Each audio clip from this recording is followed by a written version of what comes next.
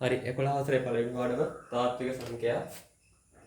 අපි භාවිතා කරන සංඛ්‍යා ප්‍රධාන කොටස් දෙකක් තියෙනවා. එකක් රෝම සංඛ්‍යා, අනිත් එක හින්දු අරාබි සංඛ්‍යා.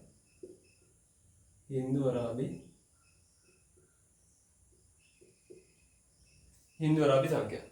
මෙතනදී අපි කතා කරන්නේ රෝම සංඛ්‍යා ගැන නෙමෙයි, හින්දු අරාබි සංඛ්‍යා ගැන. හින්දු අරාබි සංඛ්‍යා ගැන. අපි එදිනදා භාවිතා කරන ගණන සංඛ්‍යා, ඊට පස්සේ ප්‍රකෘති සංඛ්‍යා, නිකිල ඔය ඔක්කොම හින්දු අරාබි සංඛ්‍යා. හරි. එතකොට අපි සාමාන්‍ය භාවිතා කරන ගණන් කරන්න භාවිතා කරන සංඛ්‍යා වලට අපි කියනවා ප්‍රකෘති සංඛ්‍යා කියලා. අපි සාමාන්‍ය භාවිතා කරන ගණන් කරන්න ගන්න සංඛ්‍යා වලට කියනවා ප්‍රකෘති සංඛ්‍යා කියලා. එහෙනම් අපිට මේ සංඛ්‍යා කොටස් වෙන් කරන්න පුළුවන්. එහෙනම් අපිට ලියන්න පුළුවන් ප්‍රකෘති සංඛ්‍යා කියලා. ප්‍රකෘති සංඛ්‍යා. ප්‍රකෘති සංඛ්‍යා කියන්නේ අපි සාමාන්‍ය භාවිතා කරන සංඛ්‍යා. අපි එතකොට මේක සංකේත කරනවා මෙන්න මෙහෙම n අකුරක් මගින්. මෙන්න මෙහෙම n අකුරක් මගින් අපි ඔන්න ඕක සංකේතවත් කරනවා. ඊට අමතරව තව මේ ප්‍රකෘති සංඛ්‍යා වලට කියනවා ස්වභාවික සංඛ්‍යා කියලා. ස්වභාවික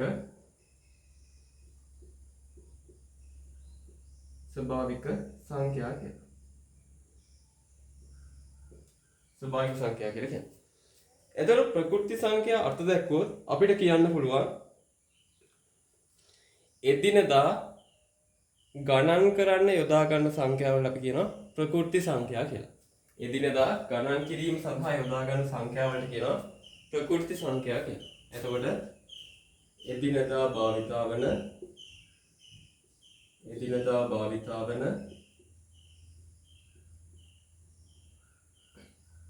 ගණන්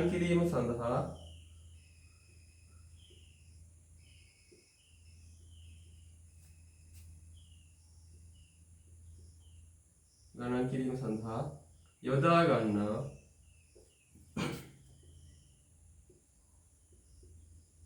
සංඛ්‍යා අපි කියනවා ප්‍රකෘති සංඛ්‍යා කියලා. එහෙම සංඛ්‍යාවලට අපි කියනවා ප්‍රකෘති සංඛ්‍යා කියලා. එතකොට මේ ප්‍රකෘති සංඛ්‍යාවලට උදාහරණ ගත්තොත්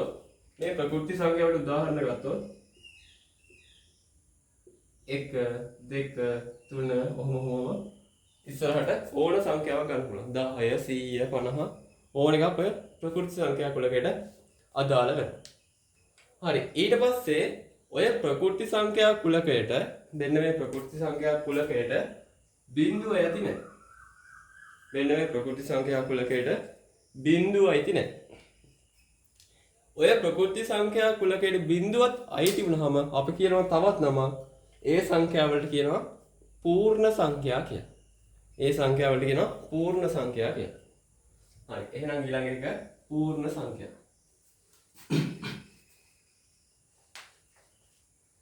ඊළඟ එක පූර්ණ සංඛ්‍යා. පූර්ණ සංඛ්‍යා. හරි. එහෙනම් පූර්ණ සංඛ්‍යා කියලා හඳුන්වන්නේ බිංදුවද ඇතුළත් ප්‍රකෘති සංඛ්‍යා කුලකය. නැත්නම් බිංදුව ඇතුළත් ගණන සංඛ්‍යා. තේරෙනවද? එහෙනම් පූර්ණ සංඛ්‍යා කියන්නේ බිංදුවද ඇතුළත්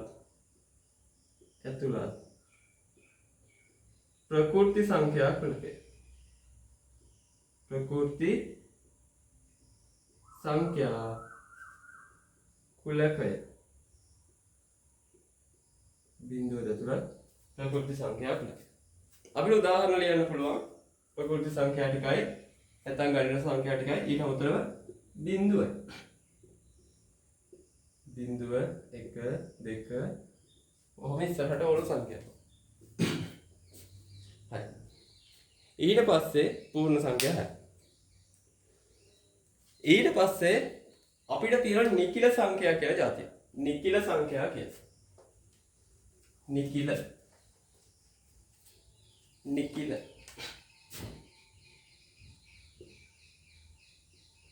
නිකිල සංඛ්‍යා.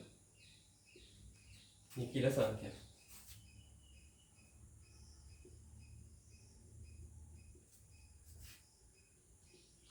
අපි නිකිල සංඛ්‍යා කුලකය සංකේතවත් කරන්නේ වෙනම ඉසඩ් අකුරකින්.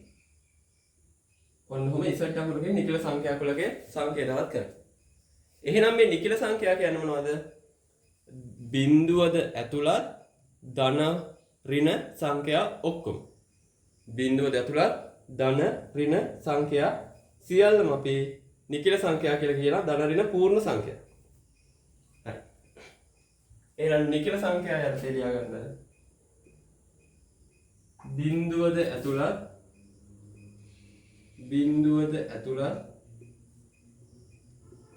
ඇතුළත් ධන ඍණ පූර්ණ සංඛ්‍යා.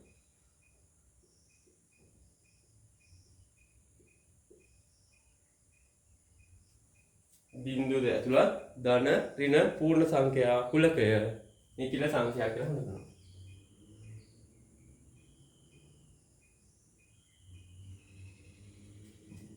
එතකොට මේ පූර්ණ සංඛ්‍යා අපි කතා කරන්නේ මොනවද? පූර්ණ සංඛ්‍යා කියවේ බිඳුවද ඇතුළත් ප්‍රකෘති සංඛ්‍යා කියලා. එතකොට මේ ප්‍රකෘති සංඛ්‍යා වල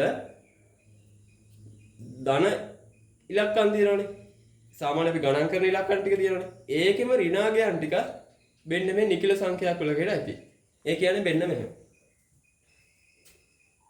ඍණ 5, ඍණ 4, ඍණ 3, ඍණ 2, ඍණ 1, බිංදුව 1, 2, 3. ඔහොම ඉස්සරහටත් තියෙනවා. ඒ විදිහටම ඍණ 6, ඍණ 7, ඍණ 8. ඔහොම මේ පැත්තටත් තියෙනවා. එහෙනම් මම මේ පැත්තෙනු මෙහාට තියනවා කියන තිත් පෙළක් දානවා. එහාට තියනවා කියන තිත් පෙළක් දානවා. හරි. එහෙනම් නිකිල කියන්නේ බිඳුවද ඇතුළත් ධන ඍණ පූර්ණ සංඛ්‍යා කුලකය. ඔය නිකිල සංඛ්‍යා කොටස් දෙකකට බෙදන්න පුළුවන්. ධන නිකිලයි ඍණ නිකිලයි කියන. ඔන්න ඔය නිකිල සංඛ්‍යා කොටස් දෙකකට බෙදන්න පුළුවන්. ධන නිකිලයි ඍණ නිකිලයි කියලා. ඍණ නිකිලයි කියන. එතකොට මට ආයෙ ලියන්න පුළුවන් ධන නිකිල කුලකය කියන්නේ මෙන්න මේකේ මෙන්න මේ ටික. ධන නිකිල කුලකය කියන්නේ මෙන්න මේ ටික. ධන නිකිල කුලකය කියන්නේ ඔන්න ඔය ටික. ඍණ නිකිල කුලකය කියන්නේ මෙතනින් මෙහාට. තේරෙනවද?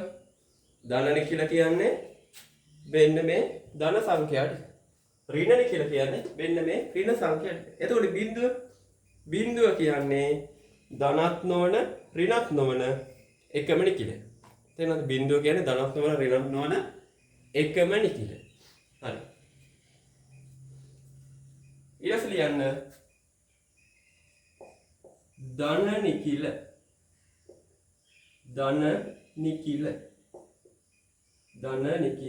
ධන නිකිල කියන්නේ නිකිල සංඛ්‍යා කියන්නේ ඉසඩ් නම් ධන නිකිල කියන්නේ වෙන මෙහෙම ඉසඩ් අකුරට උඩින් චූටි ධන ලකුණක් දාන්න ඕන.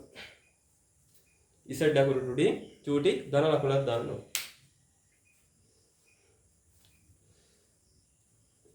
එහෙනම් ධන නිකිල කියන්නේ ධන පූර්ණ සංඛ්‍යා කුලකය. ධන पूर्ण संख्या कुलकය. ධන පූර්ණ සංඛ්‍යා කුලකය.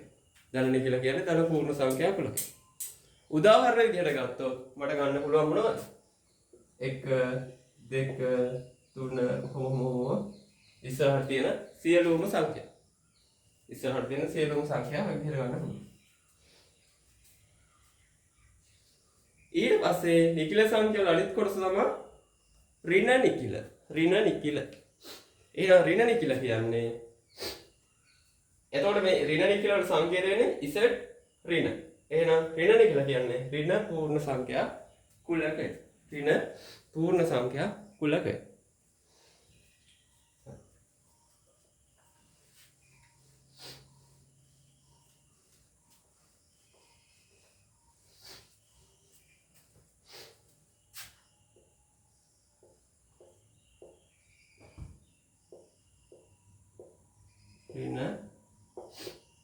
නිකිල.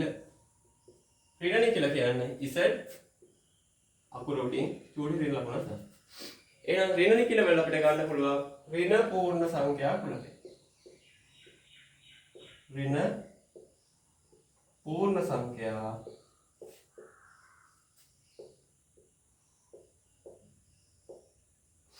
කුලකය. ඍණ පූර්ණ සංඛ්‍යා කුලකය. එතකොට මේකේ ඍණ පූර්ණ සංඛ්‍යා කුලකයේ සලකුවාම අපිට උදාහරණ විදිහට ගන්න පුළුවන් මොනවද? උදාහරණ විදිහට ගන්න පුළුවන් ඍණ 1 ඍණ 2 ඍණ 3 ඔහොමම ඍණ 4 ඍණ 5 ඍණ 6 ඍණ 7 ඔහොමම සියලුම සංඛ්‍යා ටික අපිට සලකන්න පුළුවන් උදාහරණ විදිහට. උදාහරණ විදිහට. හරි. ඊට පස්සේ විශේෂයෙන්ම ලියාගන්න තරුවක් දාලා මෙන්න මෙහෙම බිඳුව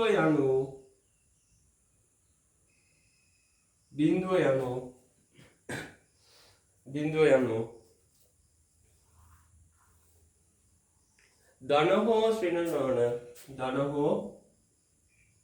ධන හෝ ඍණ නොවන ධන හෝ ඍණ නොවන එකම නිකිලය වේ. එකම නිකිලය වේ.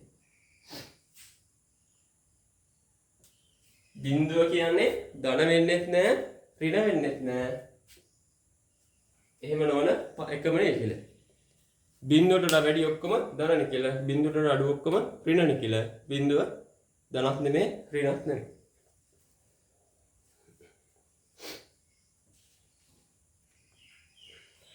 හරි. එතකොට ගණිත ප්‍රකෘති සංඛ්‍යා හරි පූර්ණ සංඛ්‍යා හරි නිකිල කොටස් දෙකයි ධන නිකිලයි ඍණ නිකිලයි විශේෂ අවස්ථාවක් තියෙනවා. බිඳුව කියන්නේ ධන නිකිලයක් වෙන්නේ නැහැ ඍණ නිකිලයක් වෙන්නේ නැහැ. ධනත් වෙන්නේ නැති ඍණත් වෙන්නේ නැති එකම නිකිලයේ බිඳුව. හරි. ඊට පස්සේ තියෙනවා අපිට සදිශ සංඛ්‍යා කියලා එකක්. සදිශ සංඛ්‍යා කියන්නේ භාග සංඛ්‍යා, දශම සංඛ්‍යා, නිකිල, මිශ්‍ර සංඛ්‍යා. අන්නේ සියලුම දේවල් මිශ්‍ර කුලකයට අපි කියනවා. නැත්නම් ඒ සියලුම දේවල් පොදුවේ ගත්තාම අපි කියනවා සදිශ සංඛ්‍යා කියලා. සදිශ සංඛ්‍යා කියලා. එතන සදිශ සංඛ්‍යා කියකින් අදහස් කරන්නේ දිශාවක් පවතිනවා කියන. දිශාවක් පවතිනවා කියන්නේ සංඛ්‍යා රේඛාවක ධන පැත්තේ හරි ඍණ පැත්තේ හරි පවතිනවා කියන එක. ධන පැත්තේ හරි ඍණ පැත්තේ හරි පවතිනවා කියන එක. හරි. ලියා ගන්න සදිශ සංඛ්‍යා.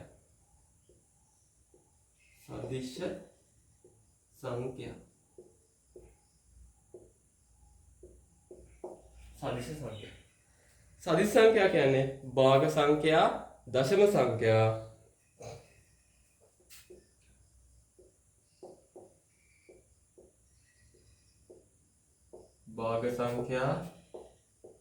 දශම සංඛ්‍යා,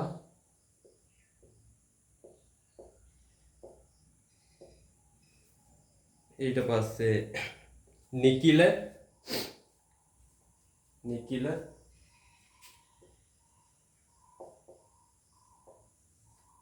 භාග සංඛ්‍යා, දශම සංඛ්‍යා, නිකිල. ඊට පස්සේ ඕන මිශ්‍ර සංඛ්‍යා,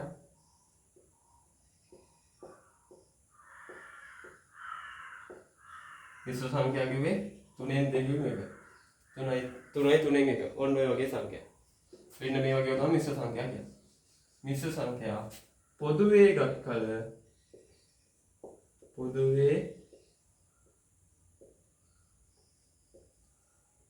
කල සදිශ සංඛ්‍යා ලෙස හැඳින්වෙන්නේ.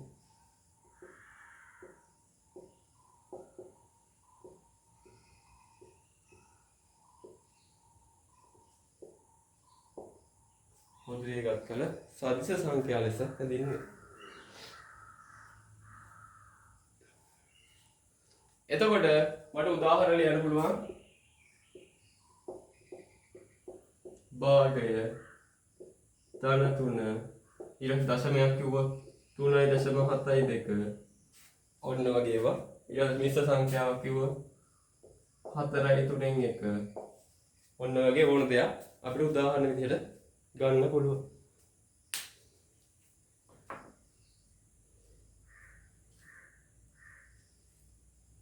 ඔන්න ඒ විදිහට ඕන එකක් ගන්න පුළුවන්. ඊට පස්සේ සදිශ සංඛ්‍යා වලින් පස්සේ අපිට තියෙනවා පරිමේය සංඛ්‍යා කියලා જાතිය. පරිමේය සංඛ්‍යා. පරිමේය සංඛ්‍යාවක් කියන්නේ ඒ සංඛ්‍යාව හැමතිස්සෙම ප්‍රකාශ කරන්නේ භාගයක් විදිහට. ඒ පරිමේය සංඛ්‍යාවක් නම් ඒක අනිවාර්යෙන් භාගයක් ලෙස භාගයක් විදිහට හරයක් සහ ලවයක් සහිතව ප්‍රකාශ කරන්න පුළුවන් වෙන්න ඕනේ. පරිමේය සංඛ්‍යා. අපි ඒක සංකේතවත් කරනවා වෙන හැම q අකුරකින්. ඔන්නම q අකුරකින් සංකේතවත් කරනවා. එහෙනම් මේ පරිමේය සංඛ්‍යාවක් වෙන්න නම් ඒ මොකක් හරි සංඛ්‍යාව භාගයක් විදිහට ප්‍රකාශ කරන්න පුළුවන් වෙන්න ඕනේ. ඒ කියන්නේ වෙන්න මෙහෙම p බෙදීම q ආකාරයෙන් ප්‍රකාශ කරන්න පුළුවන් වෙන්න ඕනේ. p බෙදීම q ආකාරයෙන් ප්‍රකාශ කරන්න පුළුවන් වෙන්න ඕනේ. ඒ කියන්නේ ඒකේ හරයකුත් තියෙන්න ඕනේ. හරයකුත් තියෙන්න ඕනේ, ලවයකුත් තියෙන්න ඕනේ. තේරෙනවද? එතකොට මෙන්න මේ ඉරයට තියෙන සංඛ්‍යාව නැත්නම් මේකේ හරය හැමතිස්සෙම මොකද වෙන්න ඕනේ? බිඳුවට අසමාන වෙන්න ඕනේ. බිඳුවට අසමාන වෙන්න ඕනේ. තේරෙනවද? බිඳුවට අසමාන වෙන්න ඕනේ. ඔන්න ඔය විදිහට දක්වන්න පුළුවන් සංඛ්‍යාවන් අපි කියනවා පරිමේය සංඛ්‍යා කියලා. පරිමේය සංඛ්‍යා කියලා කියනවා. හරි. හරි. අපි ලියාගමු පරිමේය සංඛ්‍යා අර්ථයෙන්.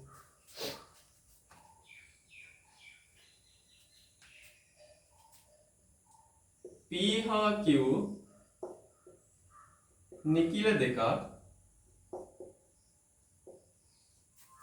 නිකිල දෙකක්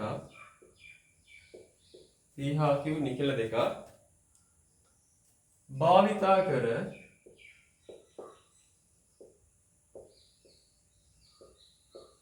p හා q නිකිල දෙකක් භාවිතා කර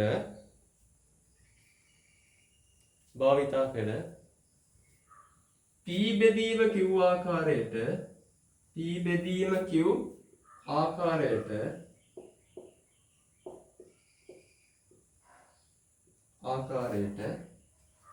ඊළඟ වරහන් ඇතුලේ දාගන්න මෙහි q අසමානයි බිඳුව වේ. q අසමානයි බිඳුව වේ.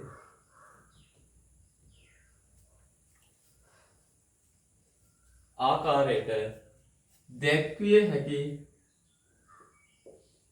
දැක්විය හැකි සංඛ්‍යා පරිමේය සංඛ්‍යා වේ.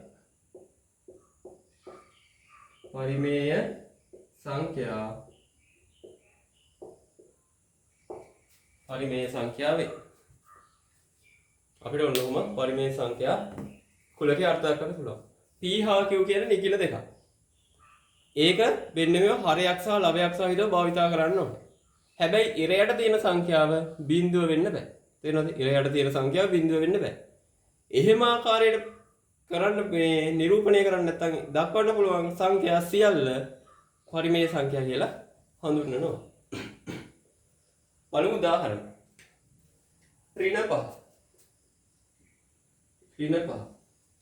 ඇත්තටම මෙතන ඍණ 5 කිව්වට දැන් මේ බෙදීමක් විදියට තියෙනවද? මෙහෙම හරය ළවේ. මෙතන අපිට ඍණ 5 කියන එක අපිට ඕන ලියන්න පුළුවන් කොහොමද? ඍණ 5 බෙදීම 1යි කියලා. ඍණ 5 බෙදීම 1යි කියලා ලියන්න පුළුවන්. තේරුණාද? අන්න ඒ හින්දා ඍණ 5 කියන්නේ මොකද්ද? පරිමේය සංඛ්‍යා කුලකයට අයත් සංඛ්‍යාවක්. ඊට පස්සේ ඍණ 3 5 1 ඊට පස්සේ 22 බෙදීම 7 බෙදීමක් විදිහට තියෙනවා උඩ තියෙන නිකිල සංඛ්‍යාවක් යට තියෙන නිකිල සංඛ්‍යාවක්.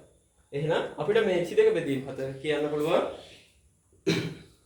මේ පරිමේය සංඛ්‍යාවක් කියලා. ඊට පස්සේ 3 බෙදීම 2. 3 බෙදීම 2. ඔය ඕන සංඛ්‍යාවක් අපිට ගන්න පුළුවන්.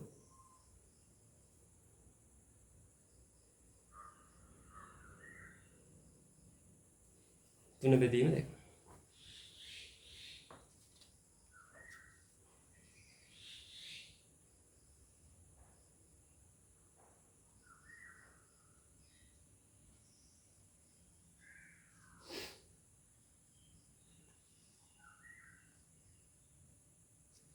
හරි. එහෙනම් ඔන්න ඕවා අපිට උදාහරණ විදිහට ගන්න පුළුවන් පරිමේය සංඛ්‍යාව කියන්නේ. ඊට පස්සේ ඕන 1.5. 1.5 කියන්නේ කීයද? 3 බෙදීම 2යි කියලා වුණා ගන්න පුළුවන්. ඒතකොට 1.5 පරිමේය සංඛ්‍යාව.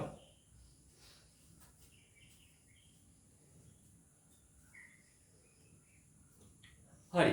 ඊට පස්සේ මේ පරිමේය සංඛ්‍යාව මෙහෙම තියෙනවනේ. මේ විදිහට භාගයක් විදිහට දක්වන්න පුළුවන්. යට සංඛ්‍යාව බිඳුවට සමාන. අපිට වෙන්න මේක නිරූපණය කරන්න පුළුවන් වෙන්න මෙහෙම පොදුවේ. පොදුවේ අපිට මේක නිරූපණය කරන්න පුළුවන් සංඛ්‍යා කුලකය.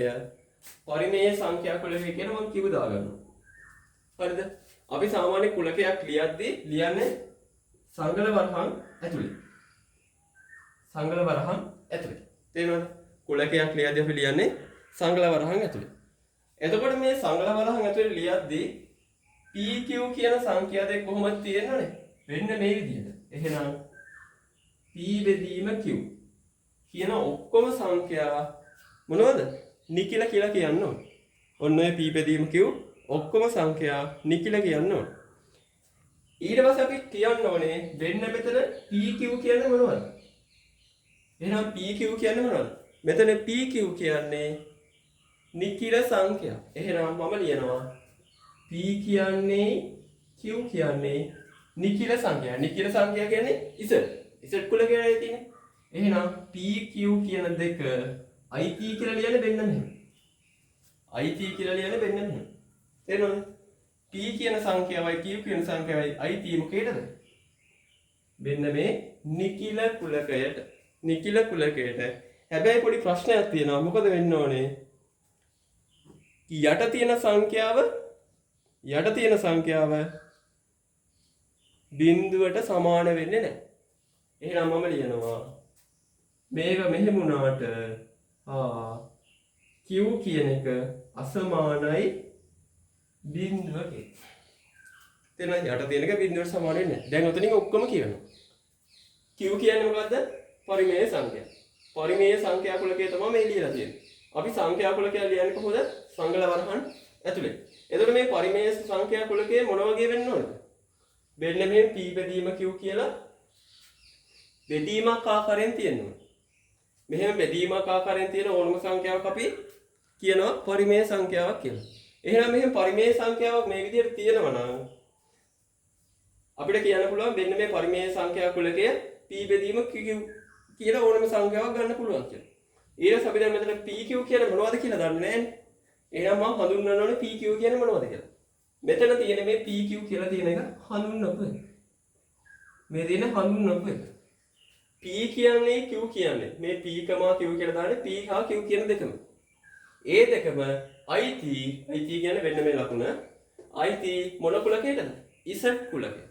Z කියන්නේ නිකිල කුලකයට. ඒ කියන්නේ මේ PQ කියන සංඛ්‍යා දෙක නිකිල සංඛ්‍යා.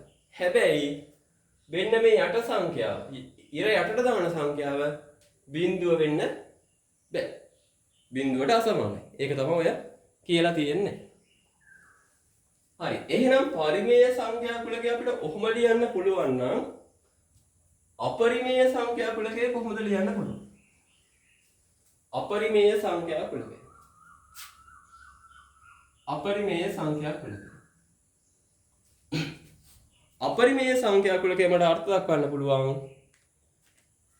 පරිමේය නොවන සියලුම සංඛ්‍යා අපරිමේය සංඛ්‍යා කියලා. ඒ කියන්නේ පරිමේය සංඛ්‍යා කුලකට අයත් දාන්න බැරි ඉතුරු අනිත් සියලුම සංඛ්‍යා අපරිමේය සංඛ්‍යා කියලා දාන්න පුළුවන්. එහෙනම් අපරිමේය සංඛ්‍යා කියන්නේ මොනවද? ඒක සංකේතවත් කරන්නේ මෙන්න මෙහෙම. අපරිමේය සංඛ්‍යා සංකේතවත් කරන්නේ පරිමේය සංඛ්‍යා කියුනේ. පරිමේය සංඛ්‍යා වලට අයත් නැති දිගනේ. එහෙනම් q dash. ඒ කියන්නේ q කුලකයේ අනුපූරකය. q හැර ඉතුරු සියල්ල. එහෙනම් q කුලකයේ අනුපූරකය. මෙන්න මෙතන q උඩට චූටි ඉරි කැලලක් ගන්නවා. q හැර ඉතුරු සියල්ල.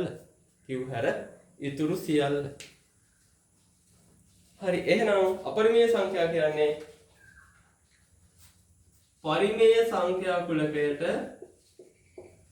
පරිමේය සංඛ්‍යා කුලකයට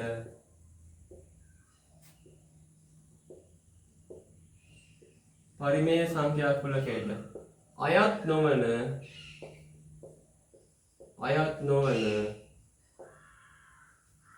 සියලුම සංඛ්‍යා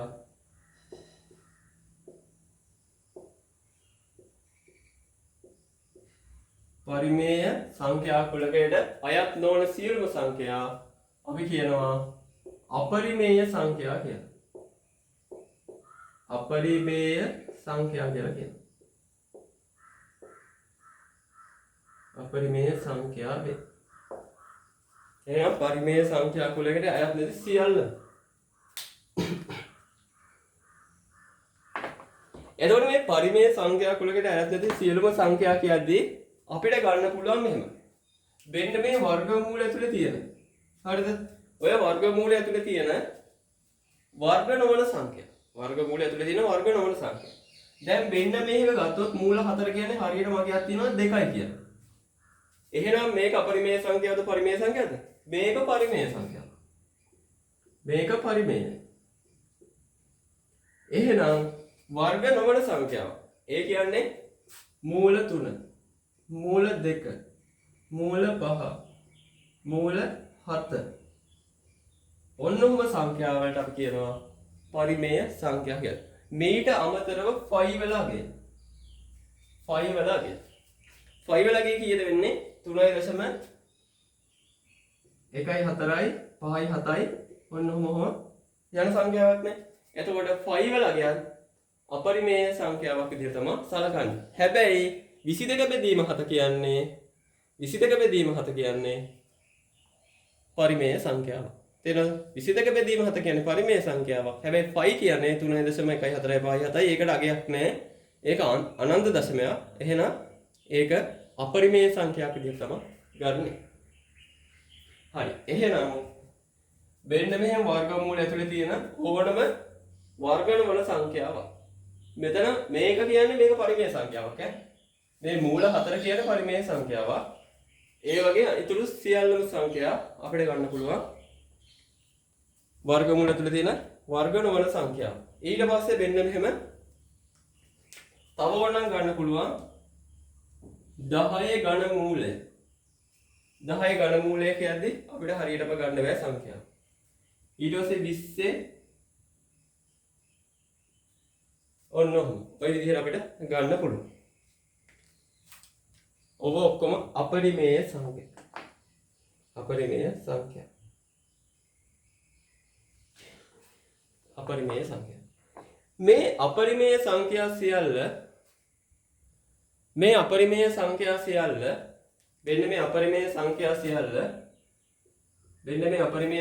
සියල්ල අපිට ගන්න පුළුවන්. මේ අපරිමේය සංඛ්‍යා සියල්ලම අපිට ගන්න පුළුවන් අනන්ත දශම විදිහට. අනන්ත දශම විදිහට. එහෙනම් ලියන්න අපරිමේය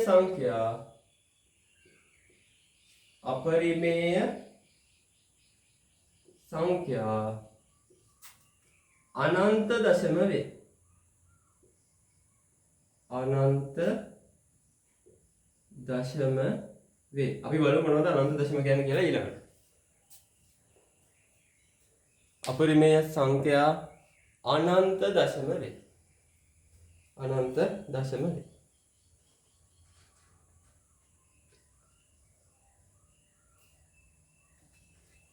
හරි. අනන්ත දශම. දැන් මෙහෙමයි. අපිට දැන් ඕනම සංඛ්‍යාවක් බෙදීමක් විදිහට දක්වන්න පුළුවන්. බෙදීමක් විදිහට දක්වන්න පුළුවන්. හරිද? එහෙම බෙදීමක් විදිහට දක්වද්දී නැත්නම් මූලයක් විදිහට දක්වන්න පුළුවන්. එහෙම මූලයක් විදිහට දක්වද්දී සමහර සංඛ්‍යා දැන් හිතන්නකෝ වෙන්න මේක 20 බෙදීම නැත්නම් 120 බෙදීම 4. 120 බෙදීම 4. ඕක මම දීර්ඝ බෙදීම දාලා බෙදුවාට පස්සේ මොකද වෙන්නේ? 4යි මෙතන 3යි 12යි බිංදුවක් ඉතුරුයි මේ බිංදුව මෙතෙන්ට ගත්තාම බිංදුවයි ඔන්න ඔහොම. එහෙනම් මට ලියන්න පුළුවන් 120 බෙදීම 3 කියන්නේ 30යි කියලා. තේරෙනවද? ඕක හරියට බෙදුවා. දැන් ඔය වගේ දශම එන සංඛ්‍යා තියෙනවනේ. දශම එන සංඛ්‍යා ඒ කියන්නේ මෙහෙම. මම 5 බෙදනවා 4යි. 5 බෙදනවා 4යි. 5ට 4 ගොඩවල් 1යි. 1 වාරයක් 4 4යි. 1යි මෙතන නැති හින්දා මම බිංදුවක් දාලා මෙතන දශම තියලා තියෙනවා. එතකොට 10ට 4 ගොඩවල් 2යි. 2 වාරයක් 4 8යි. ආයි අඩු කරාම 2යි. ආයි බිංදුවක් ගන්නවා. 20ට 5යි. 5 වාරයක් 4 20යි. ඔන්න ඉතුරු නැතුව බෙදිලා ආවා. එතකොට මට ලියන්න පුළුවන් 5 බෙදීම 4 අගය කියන්නේ 1.25යි. මෙන්න මේ විදිහට බෙදලා ඉවර වුණා. ඉලක්කම් 3කින් හරි 4කින් හරි 5කින් හරි මේ විදිහට බෙදලා ඉවර වුණා. මෙන්න මෙහෙම මොකක් හරි සංඛ්‍යා දෙකක් බෙදෙද්දී මේ විදිහට බෙදලා ඉවර වෙනවනම් ඒ කියන්නේ දශම සංඛ්‍යා ලියලා මොකක් හරි ඉවරයක් තියෙනවනම් අපි ඒවට කියනවා අන්ත දශම කියලා. අන්ත දශම කියලා කියනවා. අන්ත දශම කියලා කියනවා. තේරෙනවද? ඔන්න ඔහොම බෙදලා ඉවර වෙන සංඛ්‍යා වලට කියනවා අන්ත දශම කියලා.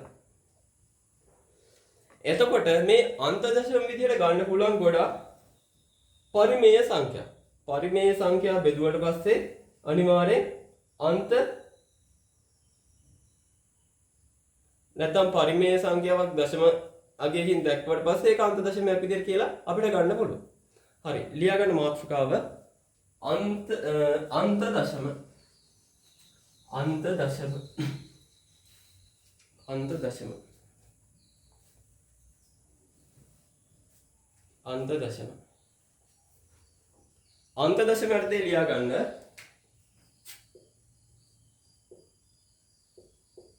අන්ත දශම යටතේ ලියවහම මෙහෙමයි පරිමේය සංඛ්‍යාවක් පරිමේය සංඛ්‍යාවක්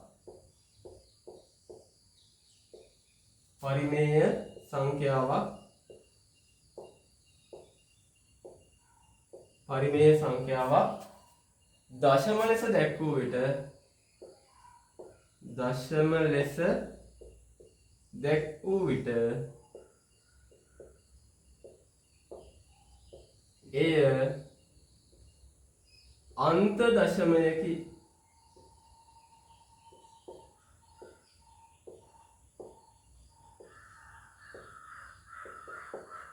පරිමේය සංඛ්‍යාවක් දශම ලෙස දැක්වූ විට එය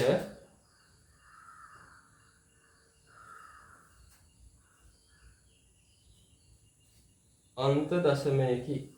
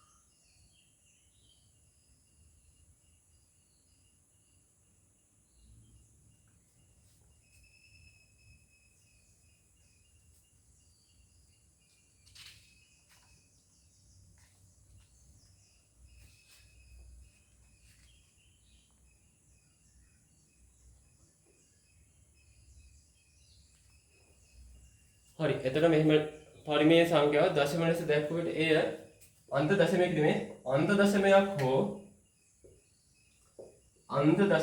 හෝ සාමාවර්ත පරිමේය සංඛ්‍යාව දශම ලෙස දැක්වූ විට එය අන්ත දශමයක් හෝ සාමාවර්ත දශමයක් ලෙස හැඳින්වේ. සාමාවර්ත දශමයක් ලෙස ලිවිය හැක.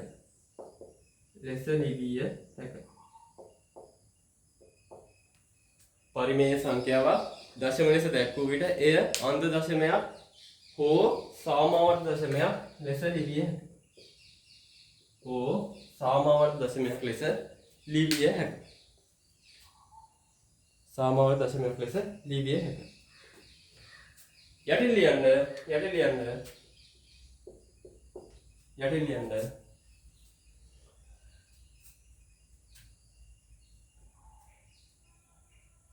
අන්තයක් පවතින දශම අන්තයක්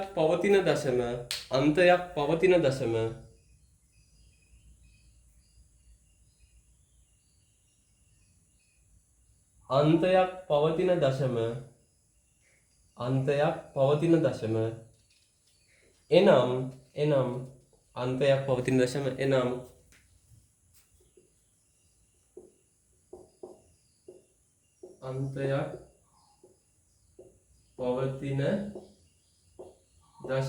එනම් අන්තයක් පවතින දශම එනම්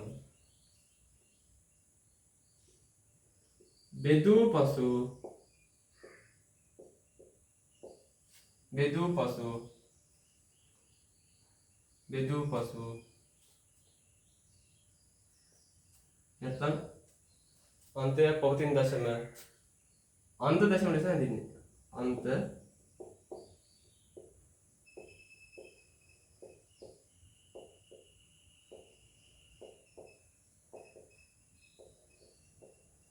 අන්ත දශම ලෙස හැඳින්වේ.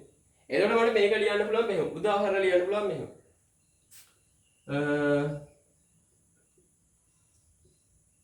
4 බෙදීම 5. 4 බෙදීම 5. කීයද වෙන්නේ? 4 බෙදීම 5 කියන්නේ 4 5න් බෙදුනහම 0.8යි කියලා ලියන්න පුළුවන්. එහෙනම් 0.8යි. මේ බෙදිලා ඉවරයක් වුණා. තේරෙනවද? බෙදලා ඉවරයක් කරන්න පුළුවන් ඒවා. තේරෙනවද? ඊට පස්සේ 5 බෙදීම 4. එතකොට 5 බෙදීම 4 කියන්නේ 1.25යි. ඔය විදිහට ලියන්න පුළුවන්. මේ අන්තයක් තියෙනවා. බෙදලා ඉවර වෙනවා. ඔන්න උඩ අපි කියනවා අන්ත දශම කියලා. ඊට පස්සේ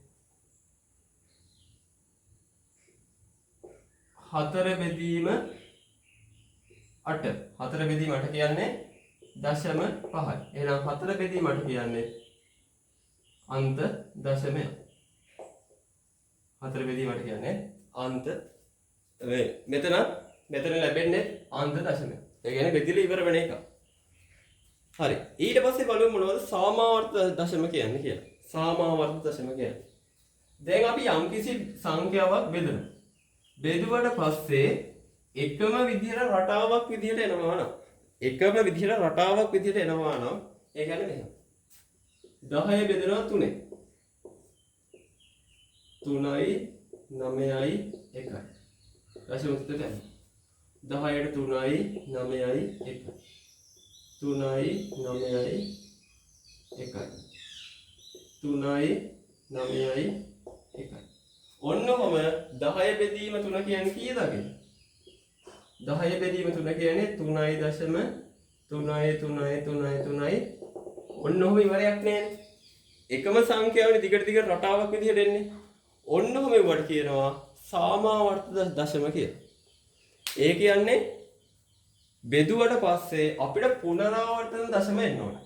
පුනරාවර්තන දශම. ඒ කියන්නේ පුනරාවර්තනය කියන්නේ ආයෙ යදනවා. එතකොට මේ තුනේ සංඛ්‍යා සියල්ලම යෙදෙන හින්දා මම මේක මේ විදිහට ලියනවා සාමාවර්ත දශමය ලියන්නේ උඩින් තිතක් දාලා.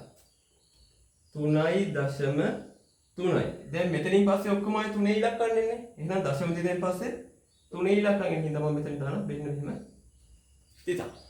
ඔන්න උඩින් චූටි තිතක් දානවා. චූටි තිතක් දානවා. ඔන්න ඔය වගේ වට කියනවා සාමාවර්ත දශම කියලා. හරි අපි සාමාවර්ත දශම කියන්නේ මොනවද කියලා ලියාගෙන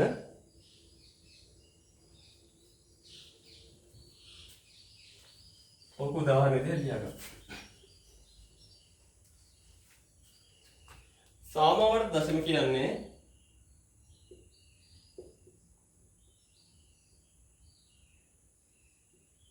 සාමාවර්ත දශම කියන්නේ යම්කිසි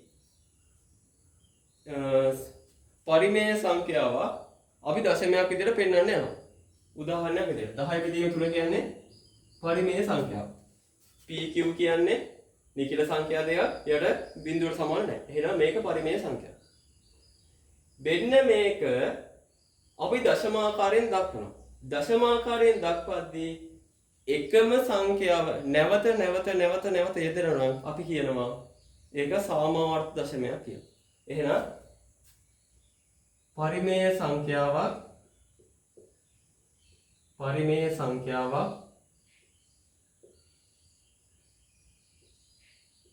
දශම ලෙස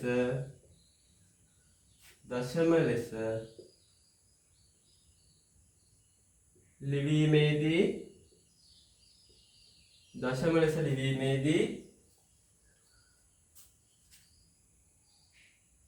එකම සංඛ්‍යාව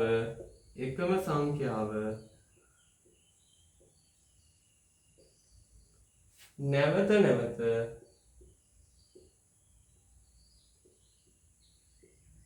ලැබේ නම් හෝ එකම සංඛ්‍යාව හරි එකම සංඛ්‍යා ඛණ්ඩය හරි. ඒ කියන්නේ දැන් 11 බෙදීම 4 බෙදීම 11 ගන්නවා. 4 බෙදීම 11.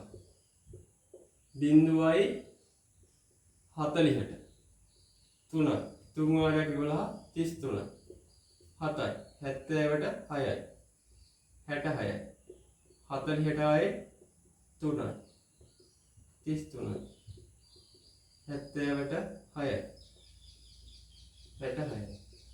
එතකොට 4 බෙදීම 11 කියන්නේ අගේ 0.366.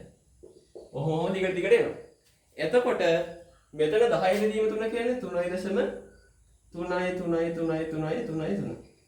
ඔහොම ඉස්සරහට තියෙනවා. එතකොට පරිමේය සංඛ්‍යාවක් දශම ලෙස ලියද්දී එකම සංඛ්‍යාව නැවත ලැබේ නම් හෝ මේ එකම සංඛ්‍යාව නැවත ලැබෙන්නේ. මේ ඔක්කොම තුනේ සංඛ්‍යා ලැබෙනවා. එහෙම හෝ නැත්නම් එකම සංඛ්‍යා ඛණ්ඩය. දැන් මෙතන ලැබෙන්නේ 3යි 6යි කියන ජෝඩුම එකපාර ලැබෙන්නේ. එහෙනම් 3 ලැබේ නම් හෝ එකම සංඛ්‍යා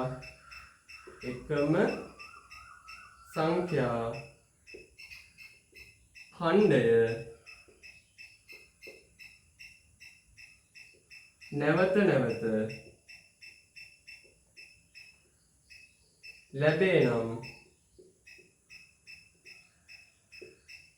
එය සාමාවර්ත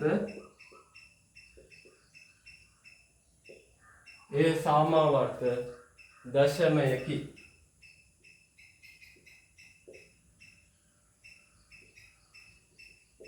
එය සාමාවර්ත දශමයකි. ඒ කියන්නේ පරිමේය සංඛ්‍යාවක් දශම ලෙස ලියද්දී එකම සංඛ්‍යාව නැවත ලැබෙනවා නම් හෝ නැත්නම් එකම සංඛ්‍යා ඛණ්ඩය නැවත ලැබෙනවා නම් අපි කියනවා ඒක සාමාවර්ත දශමයක් කියලා. දැන් එතකොට අපි ඒක ලියන්නේ වෙන්න මෙහෙම. 10 බෙදීම 3 වගේ අපි දන්නවා 3.3 ඔහොම කියලා. එහෙනම් මම මේක ලියන්නේ 3යි සාමාවර්ත 3 කියලා. මේ රටාව පටන් ගන්න තැනින් උඩින් තිතක් තියෙන එක විතරයි කරන්නේ. එතනින් හැර ලියන්නේ නැහැ. එතකොට අපි දන්නවා දිගට 3 ඒව තියෙන්නේ කියලා. 20 බෙදීම 3. 20 බෙදීම 3 කියන්නේ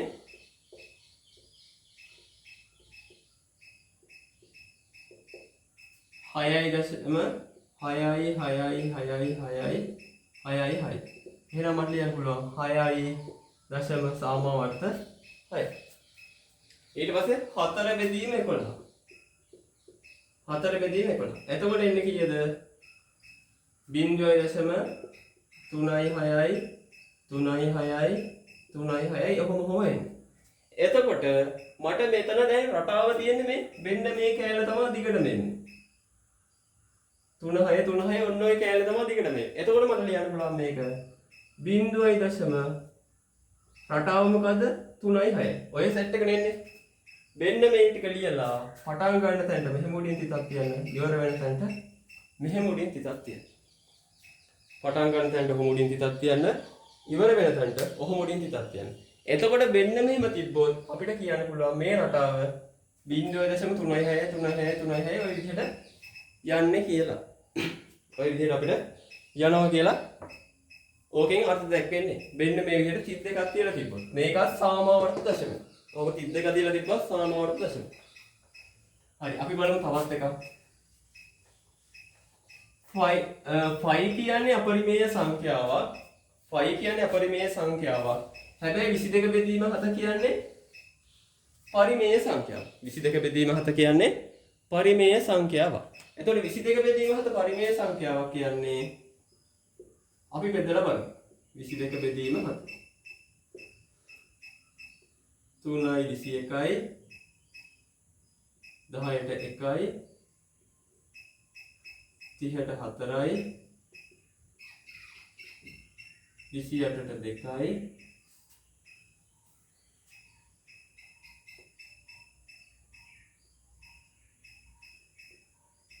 6ට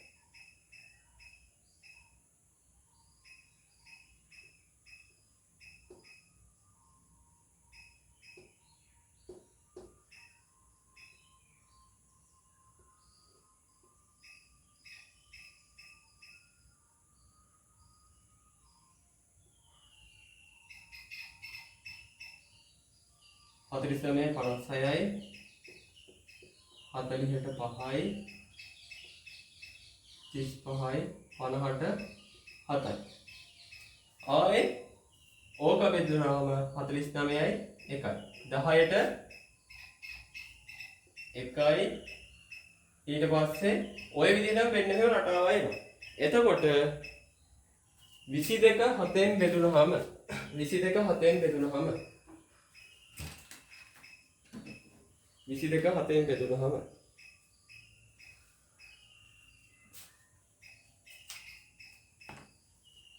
22 7ෙන් බෙදුනහම එන්නේ වෙන්න මේකයි 3.1 4යි 2යි 8යි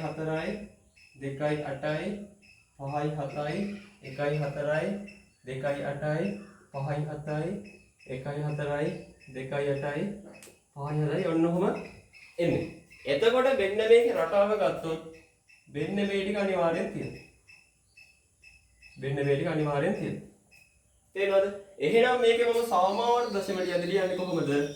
මේකේ සාමාවර්ත දශමලිය අද ලියන්නේ 22 බෙදීම 7 කියන්නේ 3යි දශම මේ සෙට් එකනේ ආය දෙන්නේ මම ඒක ලියනවා 1යි 4යි 2යි 8යි 5යි 7 තේරෙනවද 1යි 4යි 2යි 8යි 5යි 7 පටන් ගන්න තැනට මෙහෙම තිතක් දානවා ඉවර වෙන තැනට මෙහෙම තිතක් දානවා එතකොට දන්නවා මේ රටාව තමයි ආය යෙදෙන්නේ කියලා ඔය රටාවම ආය යෙදෙන්නේ කියලා අපි දැනගන්න ඕන ඔය ඕකත් සාමාවර්ත දශමයක් හරි ඊට පස්සේ අන්ත දශම හරි සාමාවර්ත දශම හරි ඊට පස්සේ අනන්ත දශම අපි බලමු මොනවද අනන්ත දශම කියන්නේ කියලා අනන්ත දශම හරි අනන්ත දශම කියන්නේ අපරිමේය සංඛ්‍යාවක් දශම ආකාරයෙන් ලිව්වට පස්සේ අපරිමේය සංඛ්‍යාවක් දශම ආකාරයෙන් ලිව්වට පස්සේ අපිට හරියටම ඉවරයක් නැහැ. ඒ කියන්නේ බෙදලා ඒක ඉවරයක් කරන්න බෑ. දශම ස්ථාන අනන්තය දක්වාම එනවා. අන්න එහෙම සංඛ්‍යාවල් අපි කියනවා අනන්ත දශම කියලා. එතකොට අනන්ත දශම කියන්නේ අපරිමේය සංඛ්‍යාවක්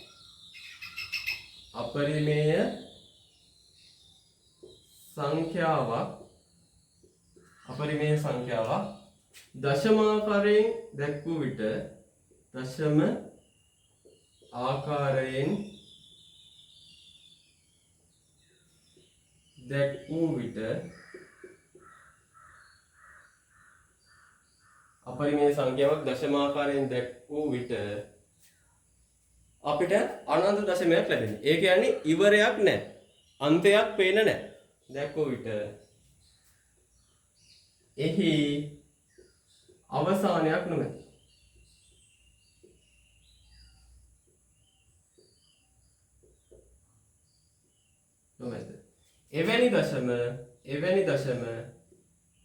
එවැනි දශම අනන්ත දශම වේ. අනන්ත දශම වේ. එහෙම දශම වලට කියන අනන්ත දශම. උදාහරණයක් විදිහට මූල දෙක. එතකොට අනන්ත දශම කියන එක සාමාවර්ත දශම වෙන්නේ නැහැ. තේරෙනවද? අනන්ත දශම කියන එක සාමාවර්ත දශම වෙන්නේ නැහැ, අන්ත දශම වෙන්නේ නැහැ. ওই දෙකටම අදාළ නැති දෙක තමයි මේ අනන්ත දශම කියලා කියන්නේ. එතකොට මට මූල දෙකේ යගේ ගත්තොත් එනවා 1.4 1 4 2 1 3 5 6 2. තව ඉස්සරහට මෙහෙම තියෙනවා. තේරෙනවද? ඔන්න ඔවා අනන්ත දශම. බෙදිලා ඉවරයක් නෑ. තවත් ඉස්සරහට තියෙනවා. මූල 3. එතකොට මූල 3 ගත්තොත් 1.73 2.5 0.8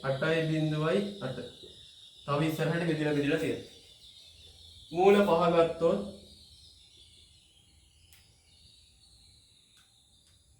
2.23 6.7 9.7 තව ඉස්සරහට තියෙනවා.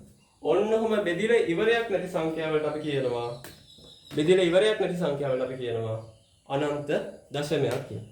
අනන්ත දශමයක් කියලා.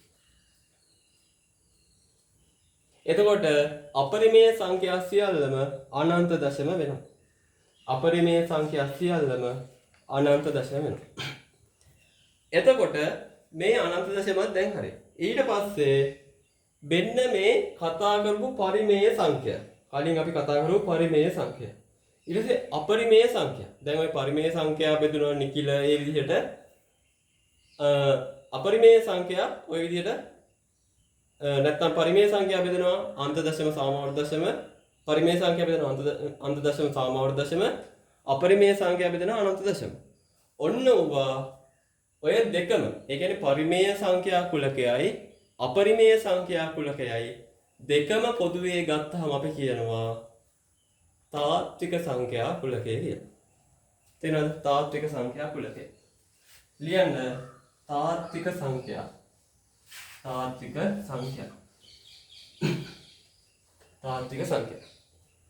එතකොට තාත්වික සංඛ්‍යා කියන්නේ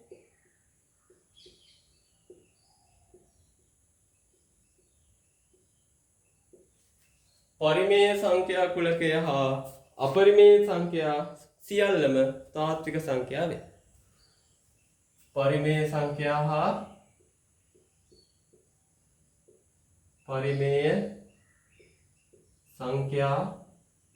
හා අපරිමේය සංඛ්‍යා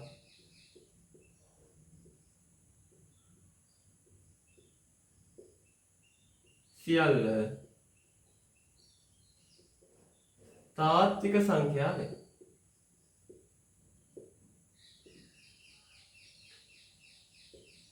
තාත්වික සංඛ්‍යා වේ. එහෙනම් ඔය අපි කතා කරන ඕනම සංඛ්‍යාවක් තාත්වික සංඛ්‍යා විදිහට ගන්න පුළුවන්. තේරෙනවද? තාත්වික සංඛ්‍යා විදිහට ගන්න පුළුවන්. ඊට පස්සේ අයකින් තරුවක් දාලා තාත්වික සංඛ්‍යා යනෝ නැත්නම් තාත්වික සංඛ්‍යා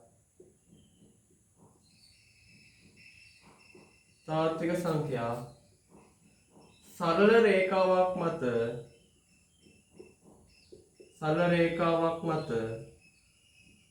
ලකුණු කළ හැකිය.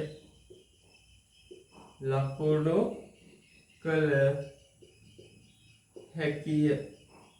සරල රේඛාවක් මත ලකුණු කරන්න පුළුවන්. ඒ කියන්නේ මෙහෙම x කියලා දාලා ඇන්දොත් වෙන්න මෙහෙම. සංඛ්‍යා රේඛාවක්. මේක බිංදුව. අපිට ලියන්න පුළුවන් මේක 1 2 3 4 ඍණ 1 ඍණ 3 බෙදීම 2. ඔය විදිහට අපිට ඕන දේ ලකුණු කරන්න පුළුවන්. ඊට පස්සේ 22 බෙදීම 7යි කියන්නේ පරිමේය සංඛ්‍යාවන්නේ ඒක 3.1යි ගානක් නේ. එහෙනම් මට මේ 3ට වඩා චුට්ටක් ඉස්සරහින් 22 බෙදීම 7 යන්නේ. අපිට ඔය ලකුණු කරන්න පුළුවන්. ප්‍රශ්නයක් නැහැ. තේරුණාද? එහෙනම් පරිමේය සංඛ්‍යා කුලකයයි අපරිමේය සංඛ්‍යා කුලකයයි දෙකම එකට එකතු කරාම අපිට ගන්න පුළුවන් තාත්වික සංඛ්‍යා කියලා. තාත්වික සංඛ්‍යා කියලා ගන්න පුළුවන්. හරි. එහෙනම් තාත්වික සංඛ්‍යා කියලා කුලකයක් තියෙනවා නම් අනිවාර්යයෙන්ම තාත්වික නොවන සංඛ්‍යා කියලා කුලකයකුත් තියෙනවා. තේරුණාද? මෙතන අපි තාත්වික සංඛ්‍යා මේ සංකේතවත් කරන්නේ වෙන්න මෙහෙම r අකුර දාලා. ඔන්නෝම r අකුර. වෙන්න මෙහෙම r අකුර දාලා තමයි අපි තාත්වික සංඛ්‍යා කුලකය සංකේතවත් කරන්නේ. තාත්වික සංඛ්‍යා කුලකය. එතකොට තාත්වික නොවන සංඛ්‍යා වලට අපි කියනවා අතාත්වික සංඛ්‍යා කියලා. තාත්වික නොවන සංඛ්‍යා වලට අපි කියනවා අතාත්වික සංඛ්‍යා කියලා. අතාත්වික සංඛ්‍යා කියලා කියනවා. හරි එහෙනම් ඒක ලියාගමු. තාත්වික නොවන සංඛ්‍යා අතාත්වික සංඛ්‍යා වේ.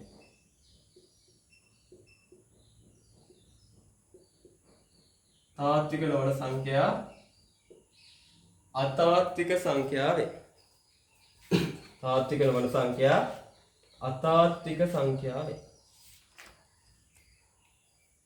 අතාත්වික සංඛ්‍යා. මේකට තවත් නමක් කියනවා සංකීර්ණ සංඛ්‍යා. සංකීර්ණ සංඛ්‍යා. තවත් නමක් කියනවා සංකීර්ණ සංඛ්‍යා. හරි. මේ සංකීර්ණ සංඛ්‍යා නැත්නම් අතාත්වික සංඛ්‍යාවට අයිති වෙන්නේ වෙන්න මෙහෙම වර්ගමූලයක් ඇතුලේ.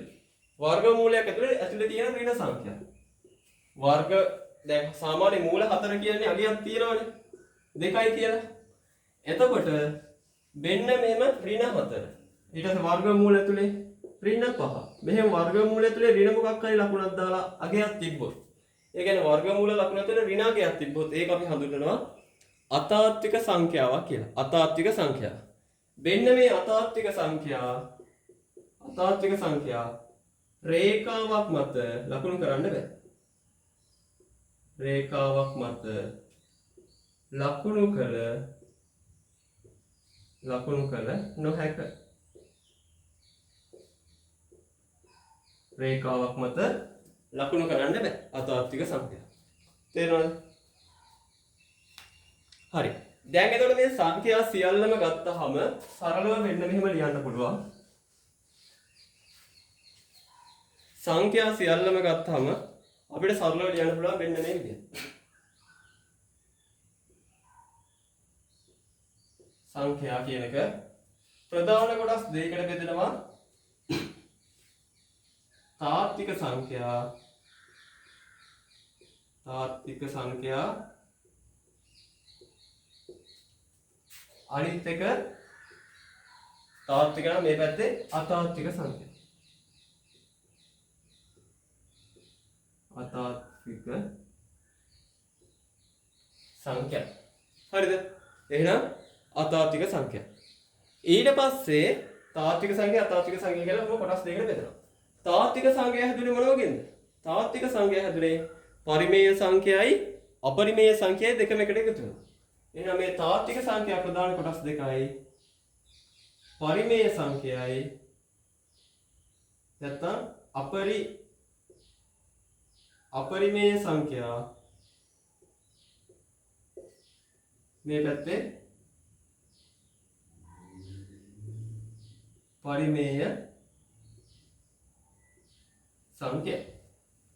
තාත්වික සංඛ්‍යා හැදුනේ පරිමේය සංඛ්‍යා අපරිමේය සංඛ්‍යායි ඔය දෙකේ. එතකොට සංඛ්‍යා ප්‍රධාන කොටස් දෙකයි තාත්වික සංඛ්‍යා අතාත්වික සංඛ්‍යායි. තාත්වික සංඛ්‍යා ප්‍රධාන කොටස් දෙකයි අපරිමේය සංඛ්‍යායි පරිමේය සංඛ්‍යායි. හරි. එතකොට අපරිමේය සංඛ්‍යා සියල්ල මොනවද උනේ? අපරිමේය සංඛ්‍යා සියල්ලම අනන්ත දශම. අනන්ත දශම. අපරිමේය සංඛ්‍යා සියල්ලම අනන්ත දශම. පරිමේය සංඛ්‍යා බෙදුන මොනවද? පරිමේය සංඛ්‍යා බෙදුනවා නිකිලයි භාගයි කියලා. මොකද පරිමේය සංඛ්‍යාවක් කියලා කිව්වේ p බෙදීම කිව්ව ආකාරයට දක්වන්න පුළුවන් ඒවා. p බෙදීම කිව්ව ආකාරයට දක්වන්න පුළුවන් ඒවා. එතකොට මට ලියන්න පුළුවන් මේක 5 බෙදීම 1යි කියලා. 5 බෙදීම 1යි කියන්නේ මොකක්ද? අපිට 5යි කියලා ලියන්න පුළුවන්. එතකොට එහෙනම් මේ පරිමේය සංඛ්‍යා ගොඩේ නිකිල සංඛ්‍යාවක් තියෙනවා. ඒ කියන්නේ පූර්ණ සංඛ්‍යාවක් තියෙනවා. භාග සංඛ්‍යාවක් තියෙනවා. තවත් එකක් ඕන අපිට දාන්න පුළුවන්. 2 බෙදීම 5. ඕකත් පරිමේය සංඛ්‍යාවක්. හැබැයි මේක පූර්ණ සංඛ්‍යාවක් නෙමෙයි. මේක භාග සංඛ්‍යාවක්. එහෙනම් මේ පරිමේය සංඛ්‍යා කොටස් දෙකයි නිකිලයි භාගයි කියලා. නිකිලයි භාගයි කියලා ඔන්නම කොටස් දෙකයි. භාග කියලා දැම්මත් කවන්නේ දශම කියලා දැම්මත් කවන්නේ. දශම කියලා කොහොම දැම්මත් කවන්නේ. අනිවාර්යෙන් පරිමේය සංඛ්‍යාවක ලැබෙන භාග හරි දශම හරි සියල්ල මොනවද වෙන්නේ? එක්ක අන්ත දශම නැත්නම් සාමාවර්ත දශම. එහෙනම් මේ භාග සංඛ්‍යා ටික අනිවාර්යෙන් එක්ක අන්ත දශම එහෙම නැත්නම් අනිවාර්යෙන් සාමාවර්ත දශම. අන්ත දශම එහෙම නැත්නම් සාමාවර්ත දශම. ඊළඟ නිකිල සංඛ්‍යා අපිට බෙදන්න පුළුවන් කොටස් 3කට. නිකිල සංඛ්‍යා කොටස් බෙදන්න පුළුවන් 3කට. එකක් ධන නිකිල. අනිත් එක බිංදුව. අනිත් එක ඍණ නිකිල. තේන නිකිල සංඛ්‍යා කොටස් 3කට ඔන්නෝම බෙදන්න පුළුවන්. ධන නිකිල, ඍණ නිකිල, බිංදුව කියලා. එහෙනම් සංඛ්‍යා ටික ගත්තොත් නැත්නම් අපි භාවිතා කරන කින්තුවන අපි සංඛ්‍යා ටික ගත්තොත් සංඛ්‍යා ප්‍රධාන කොටස් දෙකයි තාත්වික සංඛ්‍යා, අතාත්වික සංඛ්‍යා. තාත්වික සංඛ්‍යා ප්‍රධාන කොටස් දෙක අපරිමේය සංඛ්‍යා, පරිමේය සංඛ්‍යා. අපරිමේය සංඛ්‍යා කියන්නේ සියල්ලම අන්ත දශම, අනන්ත දශම. පරිමේය සංඛ්‍යා කියන්නේ එක්ක ඉලක්කම් වෙන්නත් පුළුවන් නැත්නම් භාග සංඛ්‍යා වෙන්නත් පුළුවන්. ඉලක්කම් වුණොත් නිකිල කියලා හඳුන්වනවා, භාග වුණොත් භාග හරි දශම හරි කියලා හඳුන්වනවා. නිකිල සංඛ්‍යා ප්‍රධාන කොටස් තුනයි. ධන නිකිල, බිංදුව, ඍණ නිකිල. දශම මේ පරිමේය සංඛ්‍යා වලින් එන භාග ටික අපිට කොටස් දෙකකට බෙදන්න පුළුවන්. එක්ක අන්ත දශම නැත්නම් සාමාවර්ත දශම කියලා. හරි, එහෙනම් ඊළඟ වීඩියෝ එකෙන් අපි බලමු කරණි කියන්නේ මොනවද, අකිල කරණි කියන්නේ මොනවද, ඒ වගේ සුළු කරන්නේ කොහොමද කියලා.